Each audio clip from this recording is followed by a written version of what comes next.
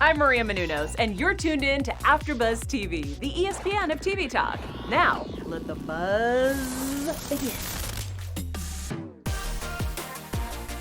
Hello, everyone, and welcome back to the Sunderland Till I Die after show. I am Kelsey Meyer, and I'm joined by the lovely Toree. Hey, guys. Hi, Tor. We are here talking about episode 4. Toree, I had to get my wine after this one because, oh my God, I'm emotionally drained. Yeah, I'm definitely going to be pouring one right after this is done because when I tell you this was probably the most emotional episode that we've watched so far, it was crazy. Crazy. We've talked about Josh, obviously, Josh being gone, the transfer. I feel badly for Stuart, but we'll get there. The transfer, and then Will. Poor little Will. And then, of course, you have your lovely underdog segment, and we have some news. So jumping in, obviously, initial thoughts were that we're drained, and this is hard. It's hard to be fans. This was hard, and it's like we kind of knew it was coming, but it was still just as heart-wrenching to watch. Like, I knew that there was a strong, like, 95% chance that he was going to transfer, but seeing it actually happen, it was just like, what are we going to do? I told you, I keep saying we, our, because I just feel so attached to this team, and I wanted to, like, jump in the screen and just, like, start problem solving, like, finding new players and just trying to fix it, and I was just like, I just had to sit there and watch, and it was terrible. I agree, girl. I'm right there with you. And I felt like the way he left too was so sad. It was so sad because I felt like you're so young, and I think that in a couple of years you'll kind of be bummed about your exit and that you didn't at least chat with the players or the managers or the owners, you know? It was a weird kind of just like, bye.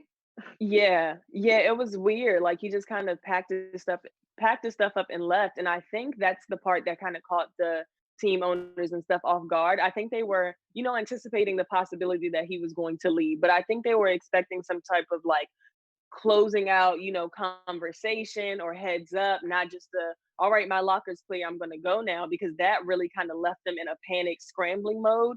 And I definitely didn't think it was gonna play out like that. Like I thought we were gonna, be in this conference room just kind of discussing why the decision was made and everyone, coming to an understanding before they all moved forward. But there wasn't really much closure. Like you said, he just kind of was there one day and gone the next. And it was like, whoa. Right. They didn't, it was interesting because the lead up to it was so immense. Like went on for episodes. And then I think we got 2 minutes at the beginning. It's like, what? 2 minutes of he packed up. Yep. And Stuart said that he felt kind of like left high and dry. And then the manager talked about that he was bummed because he and Josh were close. And then that was it. And it was like, okay, let's move on, which I get. As a team, you can't dwell on that sort of thing. But as a viewer, I was like, wait, what? What happened? What? Exactly. I was like, wait, are we moving on already? Like I have answers. I mean, I have questions. Like I am confused. Like I need more. And like you said, we just didn't get that. It was kind of like, yeah, he's not here. All right, let's move on. And I was like, wait, but he's one of the best players that we had. What do you mean he's just gone? It was so abrupt. Yeah, I didn't expect it, so I know I can only imagine like how the staff felt, because if we didn't see it coming, I know they didn't see it coming like that. I agree. And I feel like that's probably, how the fans felt too. The fans the whole time were like, we need him, we need him, we need him, pay him what he needs, pay him what he wants. But then I also I was like, I understand that, but then I felt for the owner's perspective when they were like, you wish you could tell the fans everything you're doing. It's like they tried to do that, and then they heard nothing back. So that was, I don't know, it was a very weird exit. It was a sad exit for me. It kind of made me like, I liked the kid. I was like, oh yeah, I love you. You're a great player. And now I'm kind of like, And I mean, it wasn't his decision. Probably it was like part of his, but I felt like a lot of it had to sat on the manager, or I'm sorry, his agent, which is a bummer. Yeah, I agree. It was just so sad to watch. And I mean, we know that the team really wasn't in the position to, overpay him or pay him even more. So it was kind of like they were at a standstill. It was kind of Mhm. like you either take what we are able to give you, or this is the end of our relationship. And it sucked because you can tell that they wanted to do more. Mhm. Mhm.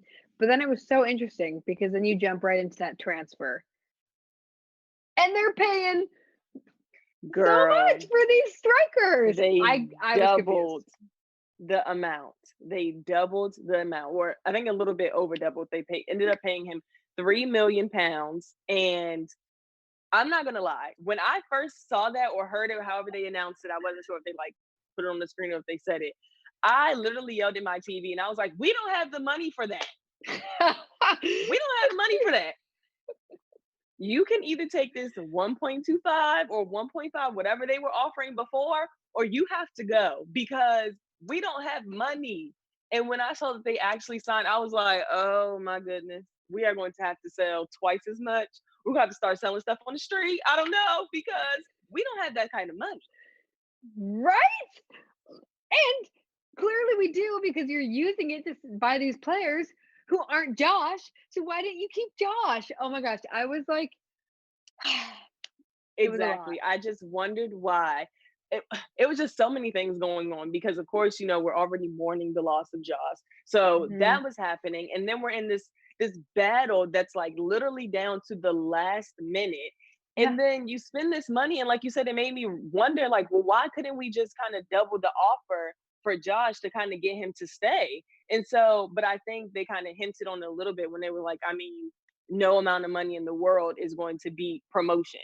And I think that's kind of Mhm. what played a bigger part rather than taking the money, because I think they were kind of meeting his financial needs. I think it was just kind of like, hey, we're still in a league that I don't necessarily want to be in, where I could be, I could go to a different league and be making tons more. So I think it really came down to like opportunity and position rather than money. But I feel like doubling the price would have helped. It would have helped a little bit, secure him back on the team. But it was nerve wracking. I mean, as the time went down, it was like 3 hours, 1 hour, 5 minutes. I was clenching my teeth because I was like, if somebody doesn't fax over this paper so that we can go ahead and at least get this over with. Because I mean, it was so nerve wracking. Like, they were frustrating me. If you've already signed the papers, just go ahead and fax it over. Like, let's go. I was just as frustrated. Like, Right? it was nerve wracking. Like I said, I just always want to hop in the TV and like be in the office with them to get everything together. But just watching it is just kind of like, what in the world is happening? And you just feel for poor Stuart. He's like, this team is gonna kill me. This this is going to kill me. I'm like, I it's gonna kill me. It's gonna kill me, and Honestly. I'm not nearly as invested as you are. Like it is it's wild. That part was hard to watch. I felt really, really badly for him because I know and I agreed I think I agreed with what he did in the end because they needed a striker. They clearly needed a striker. But then people were still giving him crap about spending too much and that he kind of like fell into the trap of what like midseason transfers were. But it was like you just lost one of your key players, your key strikers. You need a striker. But yeah, like you said, that £3 million. I'm sorry, The was money that that we don't have. necessary? Yeah. I said, huh? But Would it be so bad if we didn't have a striker? Could we figure it out?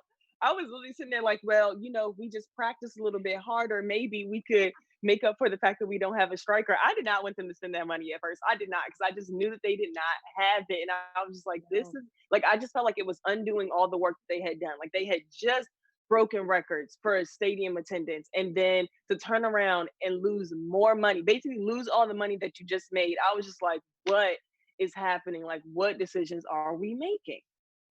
I agree. But you know what was funny to me? The reaction of all the fans. All the fans were like praising Stewart for that decision. We're praising him.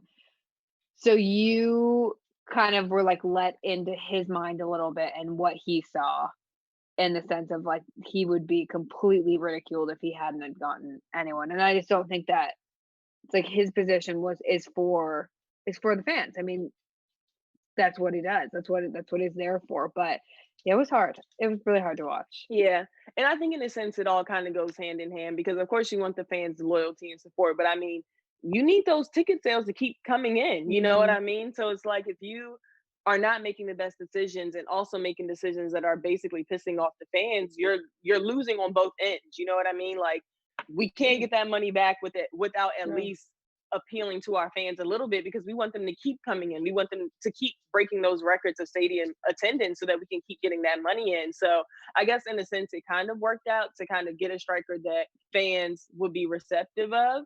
Um, so I don't know. I don't know. Well, and then it was hard because then you put all this pressure on the striker they get, like you said, at the last, what, minute?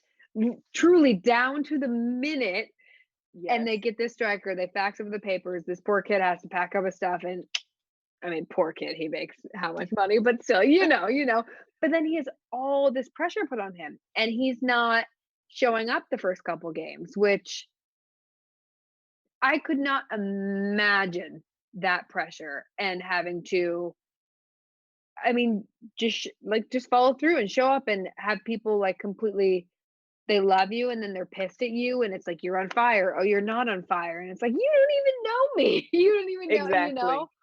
Like Oh, it was it's hard. I mean, it's hard coming in and having these huge shoes to fill. Josh was on a winning streak. I mean, we're helping the team get on this winning streak, and then you come in, mhm. and the fans are expecting, to for you to keep that going. And so it was so hard to watch. And like you said, there's so much pressure. I mean, he barely had time to practice with the team, get a feel for the team, learn the techniques of the team, and now they're already putting him on the field and expecting him to deliver in this monumental way. And it was just like you said, that's so much pressure. Like it's one thing to kind of come in on a team and the team isn't doing so well and so you're kind of just there to get them in a better place, Mhm. but Mhm. to come in and the fans want you to not only meet the previous striker but kind of exceed that. It's like Yep.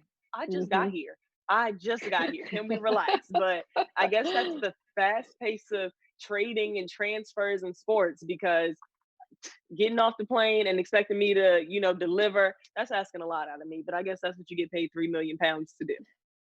True, true. And I like 2 points. One, agreed with that that's what you get paid £3 million to do.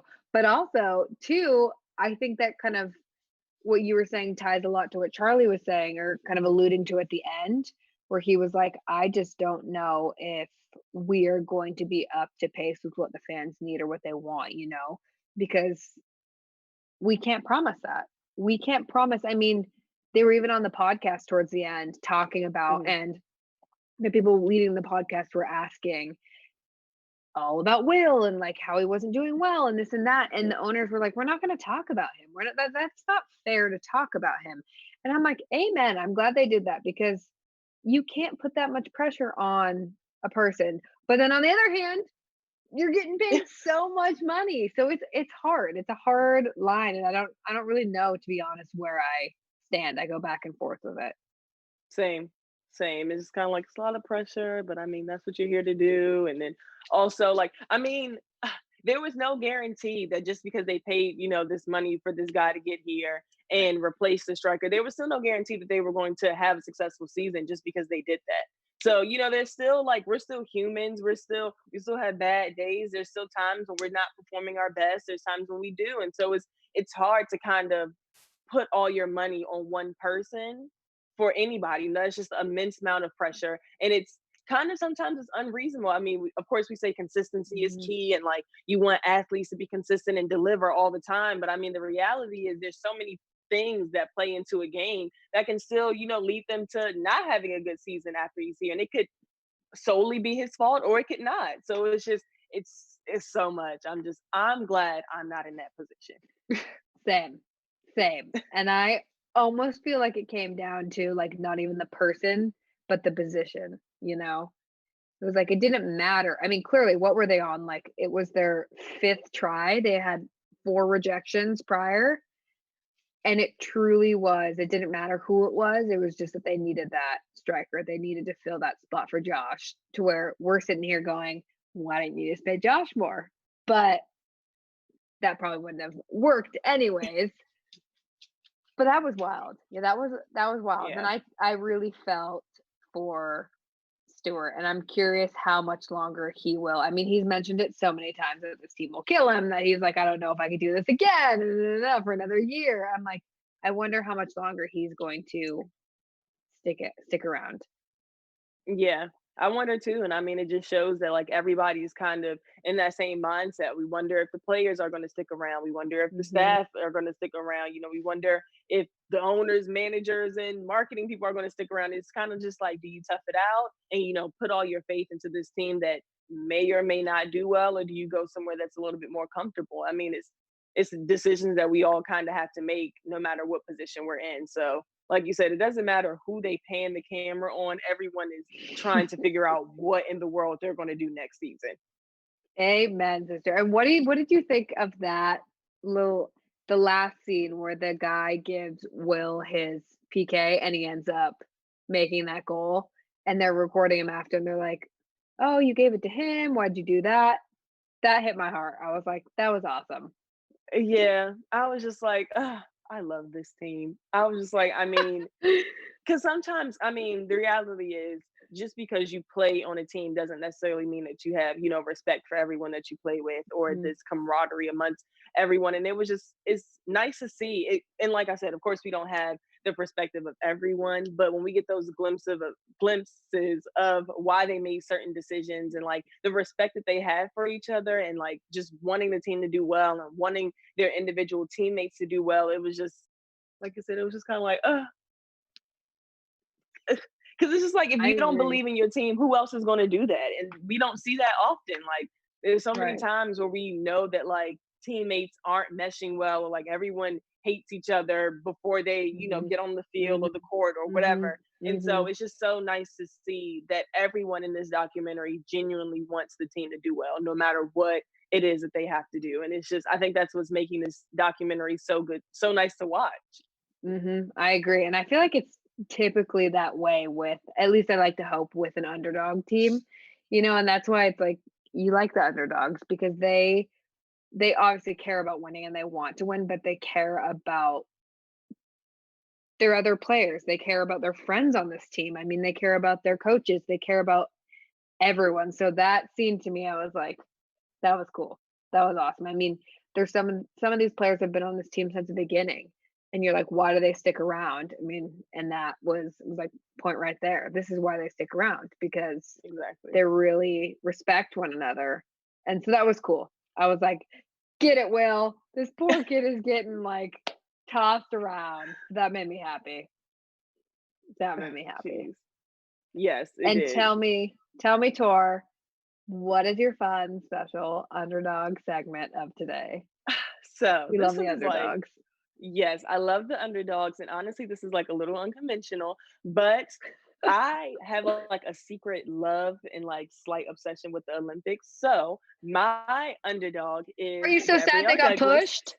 Yes, I was just about to say that. I am so like Sorry. I understand. I'm not saying, very much concerned Oh my about gosh. everything that's going on, and health and safety is priority.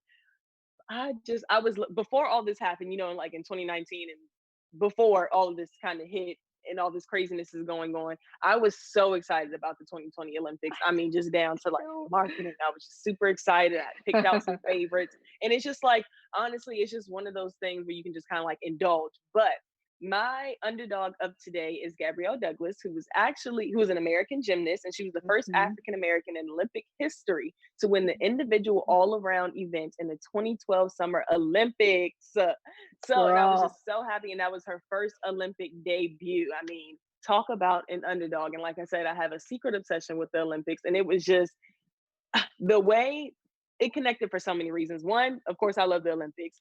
Two, I'm a Mhm. trained dancer. So, like, gymnastics is like one of the closest things that's like in there, Girl, right?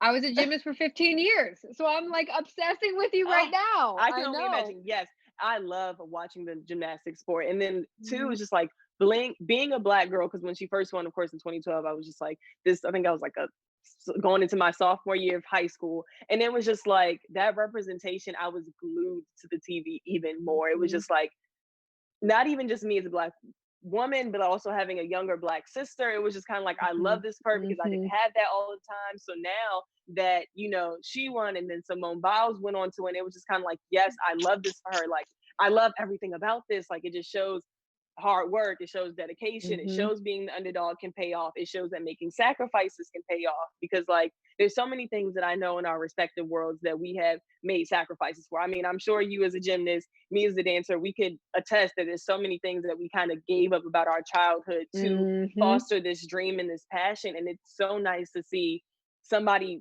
do that and have it pay off in a major way. I mean, it doesn't really get any better than a gold medal. So it was just, it was so inspiring to see it open, and also just seeing it immediately open doors for people behind her. Like, it was amazing. Of course, we were both looking forward to seeing it this summer, but I guess we're going to have to wait.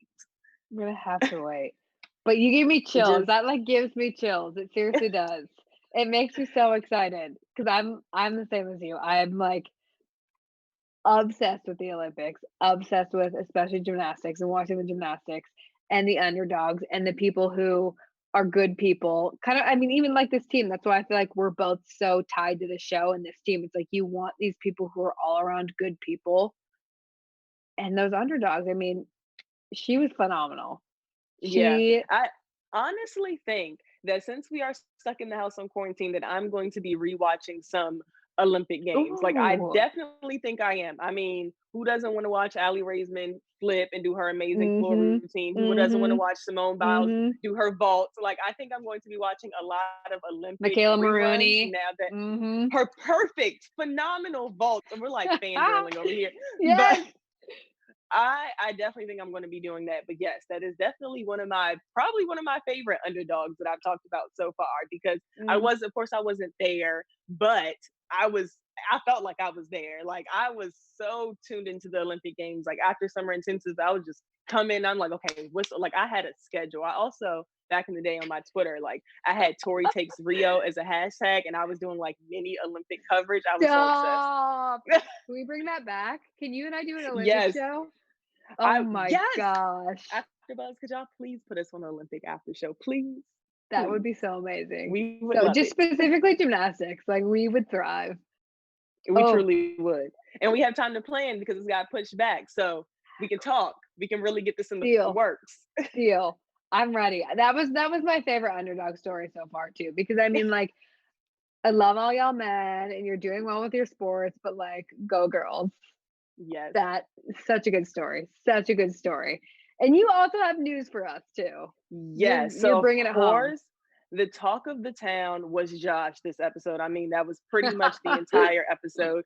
And recently, I think like it was published maybe 20 hours ago, he had a talk with Sunderland Echo. Again, I guess I love this news source now. Just kind of explaining why he made the decision, and then honestly revealed some of the things that we already knew. Of course, we wanted him to stay, but he also revealed that he wanted to use, these teams as a stepping stone. Like, he had ultimate goals, and although he loved Sunderland and the team that he was on, he had things that he wanted to accomplish. And like we said, promotion played a big role in that. I mean, nobody wants to be stuck in League One. I mean, it's just the nature of what we're in, it sucks, but nobody wants to do that. And he said, of course, he wants to keep pushing for the fans, and he just wants the fans to understand that he wanted to make a personal decision. And he also said that, even though this is a direct quote, even though it is a bit selfish, it's a selfish game, isn't it? Because, I mean, everybody's doing things to benefit themselves. I mean, the team is trying to keep them so that they can win, which is, I guess, in a sense, a selfish decision. And him leaving was a selfish decision on an individual, scale. So he just wanted the fans to, try to understand where he's coming from. Of course, he loved the team, but ultimately he does have to make decisions that he feels like will further his career. And like you said, he's so young, he's only 20. So you kind of, when you're so young, you want to figure out like how you're going to be able to leave your mark on whatever you're doing. And I think that's just his overall goal, just to kind of figure out what's best for him, even if it's not always best for, the team, which is unfortunate, but it was a decision that he had to make, which gave me a little bit of insight, because like you said, in the episode, we didn't really get to hear much more of the situation or, how he was doing on the other team and things like that. So it was really good to see this article come out and kind of hear his perspective. His last quote was, for me, it was important to make that move and playing at a higher level. It's a given. So he kind of basically said, like, of course, money is a big deal, but when it comes to that promotion and playing on a higher level and just kind of broadening his experience and his platform, you can't really put a price on that. I'm gonna be honest, I felt like that was the closure I needed. You Yeah, know? it was the closure I needed as well. As soon as I saw the Right? article, I was like, I have to tell this to Kelsey because I know we are both like, what is going on? We need more answers. And this definitely gave Mhm. me the answers. And conveniently, it was just released. So I was like, yes, they knew what we needed. Yes, they did because it's like it's a nasty relationship we're in right now where I just feel like I'm kind of left to hang out to dry, right? I'm like, okay, so what actually happened? So that was good. I appreciate that. Thanks, Tor. No problem. And I'm sure everyone else appreciated it too. Tell us if you appreciated it. I'm sure you did by liking and commenting and subscribing and following Toree and Kelsey on their social media. Tor, where can they find you on your social media? Then you guys can find me on Instagram at Toxic Model. I promise I will change my name, guys. I promise. And I love it. I am on Twitter at Toree with 2 E's. So you can find me there. Hopefully by like another episode, maybe another after show that you see me on, I'll have a different username, I promise. I'm gonna dig up some Toree Takes Rio. I hope everyone else joins me Please in that. do. It is if you do, hashtag on Twitter, hashtag Toree, Toree takes Rio. I promise you will find my old tweets from 2016. Phenomenal. But I'm like, we're definitely getting on that next one. Absolutely. Yes. Absolutely. And I am Kelsey Meyer, and it's Kels Meyer 2, not 1, because 1 was taken. So Kels Meyer 2 on everything. So follow us and subscribe and hang out with us. And we have 2 more episodes to go. And I don't know what's gonna happen. Do you have any predictions? I I don't know. actually don't. I don't And know. of course, like I don't know. And with only 2 episodes left in the season, I'm kind of nervous. Like I don't know if they're going to show us, how the season ended, or if they're going to leave us on the cliffhanger like they always do. I'm like, this know. last episode was such a shift that I honestly don't know what direction we're gonna go in. Like I'm really hoping that, of course, since they're the underdogs, that they're going to come out on top. But you just Mhm. never know. I know. I'm feeling the same way. I'm just like, I'm out of ideas. I hope that Stuart is that he stays because I know he kind of alluded at the end to maybe him leaving. I don't think he will, at least in the next couple episodes, but I'm not sure. I'm hoping he doesn't. I'm hoping they start to do well. I'm hoping that Will comes through a few more times. But I mean, we can only watch and see, right? Honestly, we're in for a doozy. I can feel it. Like these last 2 episodes are definitely going to leave us going like, I need 2 more glasses of wine. Exactly, exactly. But I'm excited to talk with you about it again, Toree, and everyone else. So join us again tomorrow, and we will see you then. And thank you so much. Bye. Our founder, Keven Undergaro, and me, Maria Menounos, would like to thank you for tuning in to AfterBuzz TV. Remember, we're not just the first, we're the biggest in the world, and we're the only destination for all your favorite TV shows. Whatever you crave, we've got it. So go to AfterBuzzTV.com and check out our lineup. Buzz you later. The views expressed herein are those of the hosts only and do not necessarily reflect the views of AfterBuzz TV or its owners or principals.